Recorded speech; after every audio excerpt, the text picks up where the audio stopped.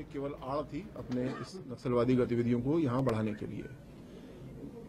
कल शाम को दबिश दी गई हिंडन विहार के इस फ्लैट में और वहां से हम लोगों ने इनकी गिरफ्तारियां की हैं और उसके बाद में देर रात को बल्कि अर्ली मॉर्निंग को इनकी सूचना पर एक और स्थान है सदरपुर में, वहां पे दबिश दी गई जहां से 3 और गिरफ्तारियां हुई और इनके पास से एक्सप्लोजिव्स और डेटोनेटर्स भी बरामद हुए।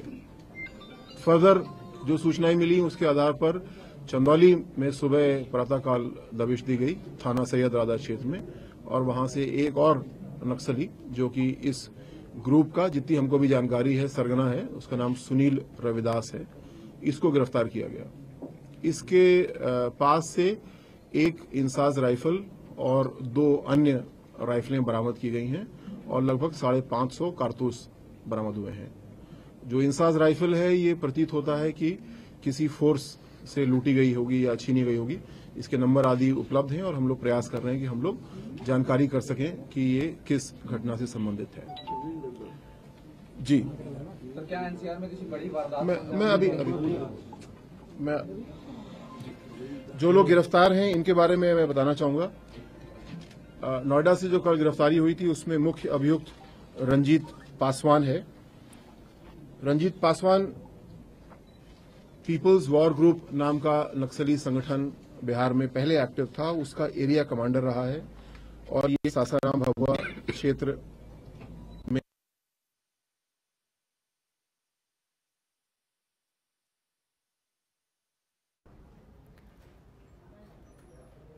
तो एटीएस की प्रेस कॉन्फ्रेंस आप सुन रहे थे जो फिलहाल चल रही है। आपको बता दें 9 नक्सलियों को गिरफ्तार किया है और ये संयुक्त अभियान चला था जिसके बाद ये गिरफ्तारी हुई, एक बड़ी कामयाबी हाथ लगी है। दिल्ली एनसीआर को दहलाने की एक कोशिश यहां पर नजर आ रही थी, साजिश यहां पर पूरी तरह से नजर आ रही थी, लेकिन एटीएस ने कामयाबी हासिल करते हुए 9 नक्सली को गिरफ्तार किया। उसके बारे में जानकारी दे रहे हैं अभी प्रेस कॉन्फ्रेंस में और ये कहा जा रहा है कि रंजीत जो कि कमांडर रह चुका है उसके पास से भी कारतूस बरामद हुए हैं, राइफल्स बरामद हुए हैं और इसके अलावा जो सरगना है सुनील, उसकी भी गिरफ्तारी हो चुकी है। तकरीबन 500 कारतूस बरामद किए जा चुके हैं और इसके साथ कई सारे राइफल जो कि फोर्स से छीने गए होंगे, इस तरह का एक संकेत, इस तरह का अंदेशा जताया जा रहा है क्योंकि वो राइफल्स जो हैं वो पुलिस फोर्स के ही पास होते हैं। तो ये एटीएस की तरफ से 9 नक्सलियों को गिरफ्तार करने के बाद प्रेस कॉन्फ्रेंस चल रही थी जिसमें बताया जा रहा था कि आखिरकार ये कामयाबी कैसे हाथ लगी है, अब तक कितनों की गिरफ्तारी हो चुकी है, क्या क्या बरामद हुए हैं इन लोगों के पास से। तो नोएडा में ये प्रेस कॉन्फ्रेंस हो रही है। एटीएस और एसटीएफ के संयुक्त अभियान, साथ ही गाजियाबाद पुलिस और नोएडा पुलिस की संयुक्त ऑपरेशन से ये कामयाबी हाथ लगी है। तो एटीएस की प्रेस कॉन्फ्रेंस जिसमें बताते हुए नजर आए कि 9 नक्सलियों को हमने यहां पर गिरफ्तार किया है। एक बिल्डिंग में, फ्लैट में ये रह रहे थे और काफी लंबे वक्त से रह रहे थे जिसकी जानकारी मिली और संयुक्त अभियान छेड़ करके इन्हें गिरफ्तार किया गया है। इसके पहले वहां से महिलाओं के कपड़े भी बरामद हुए हैं, राइफल्स और कारतूस बरामद हुए हैं, इसके साथ 2 लैपटॉप भी बरामद किए गए हैं, गाड़ियां भी यहां पर बरामद हुई हैं और जिस तरह से भारी तादाद में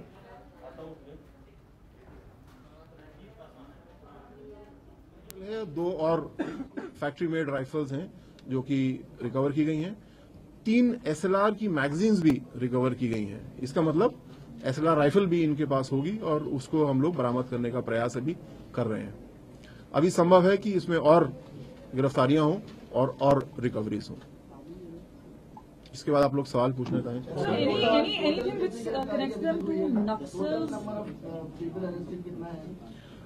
टोटल नंबर ऑफ पीपल 10।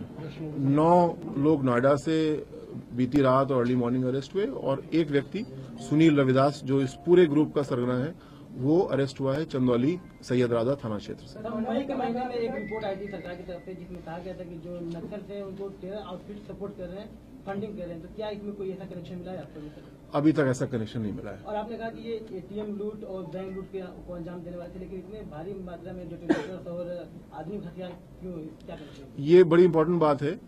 जितनी अभी तक हम लोगों ने पूछताछ की है और जो हम पहले समझ के चल रहे थे, हमें लग रहा था कि ये आपराधिक दृष्टिकोण से यहाँ पे आए हैं और स्थानीय अपराधियों से सांठगांठ बना रहे हैं और ऐसे क्राइम करेंगे। लेकिन अर्ली मॉर्निंग की दबिश जब हुई और सदरपुर क्षेत्र से इनके पास से एक्सप्लोजिव और डेटोनेटर भी बरामद हुए तो हम लोग को लगा कि नहीं, इसका आयाम कुछ अलग है। और ये पूछताछ अभी हमारी जारी है कि इनके पोटेंशियल टारगेट्स क्या हो सकते थे, कब हो सकते थे, लेकिन चिंता का विषय निश्चित रूप से है और पूछताछ जैसे आगे बढ़ेगी हम आपको इसमें और बताएंगे। So what is the specific Naxal link? The modus operandi you're talking about, bank looting and hostage killing, that's not one of those things that is actually typically used by the Naxals. Yes. So what is the Naxal link? Was there any literature found? What is the link? Is there also a link with Jharkhand and Bihar from where they are? जी, झारखंड का link अभी तक जो लोग गिरफ्तार हुए हैं उनमें से किसी का भी झारखंड का लिंक नहीं है, किंतु हाँ बिहार का लिंक इन लोग का है और बिहार के 2 लोग गिरफ्तार भी इसमें हुए हैं। महिलाएं गिरफ्तार नहीं हुई हैं।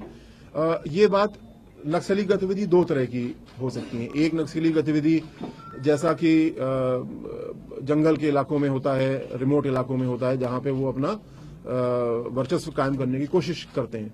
दूसरी नक्सली गतिविधियां जो कि बिहार, झारखंड आदि में भी होती हैं, जो क्लियर कट क्राइम से जुड़ी हुई हैं। तो जितना पूछताछ अभी हुई है, हमको अभी ऐसा लगता है कि यहाँ पे क्राइम से जुड़ी हुई गतिविधियां करने के लिए ये लोग एकत्रित हो रहे थे, ना कि यहाँ पे अपना वर्चस्व कायम करें और जैसा कि रिमोट लोकेशन में होता है वैसी बात नहीं आई है। लेकिन एक मिनट, लेकिन अभी ये इसको वर्क इन प्रोग्रेस समझें। अभी गिरफ्तारी को 24 घंटे भी नहीं हुए हैं। जितनी पूछताछ हम लोगों ने की है उसके आधार पर मैं आपको ये प्रारंभिक जानकारी दे रहा हूं। इसमें और एजेंसीज जो हमसे भी ज्यादा विशेषज्ञ इस काम में वो आ चुकी हैं, पूछताछ हो रही है।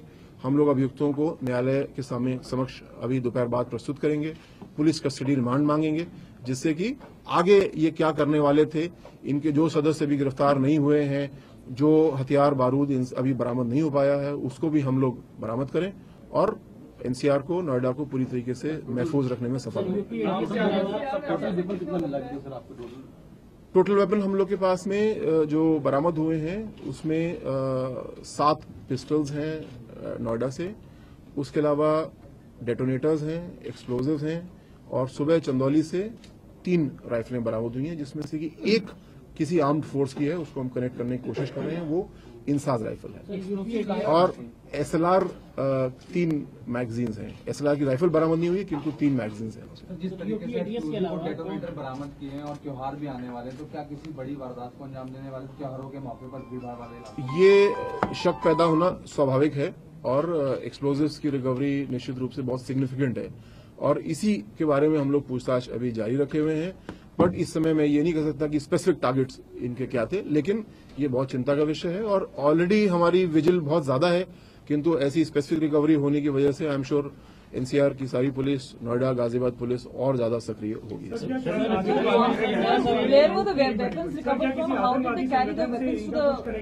आतंकवादी इंट्रूड नहीं कर पा रहे, भारतीय सीमा से अंदर नहीं आ पा रहे, तो शायद इनकी मदद ले रहे हो।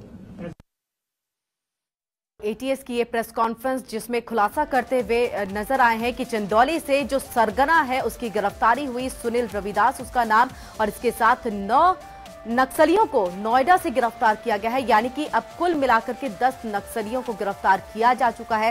प्रारंभिक जानकारी देते हुए, क्योंकि अभी भी जांच का विषय सब कुछ बना हुआ है, तो प्रारंभिक जानकारी देते हुए ऐसा लग रहा है कि ये लोग क्राइम करने के मंसूबे से यहां पर आए थे और जिस तरह से लगातार अपराधियों से इनकी सांठगांठ चल रही थी, जिस तरह से एक्सप्लोजर इनके पास मिले हैं, डेटोनेटर्स मिले हैं, राइफल्स मिले हैं, आर्मी का जो एक राइफल है वो भी बरामद हुआ है, तो इन सब चीजों से लगता है कि किसी बड़ी घटना, किसी बड़ी वारदात को अंजाम देने की फिराक में ये सारे नक्सली थे।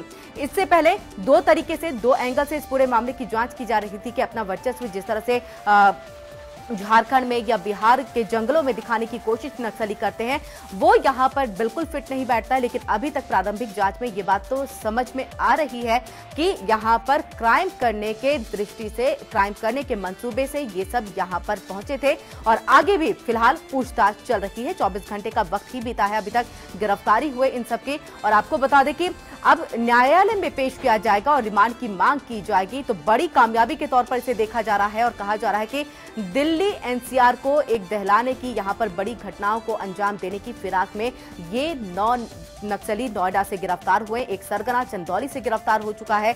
अभी और भी आगे गिरफ्तारियां होनी बाकी हैं। जिस तरह से पूछताछ चल रही है तो इसका अंदेशा लगा सकते हैं कि कितना बड़ा ये गिरोह है। नक्सली जो है बड़ी तादाद में यहां पर पहुंचे हैं और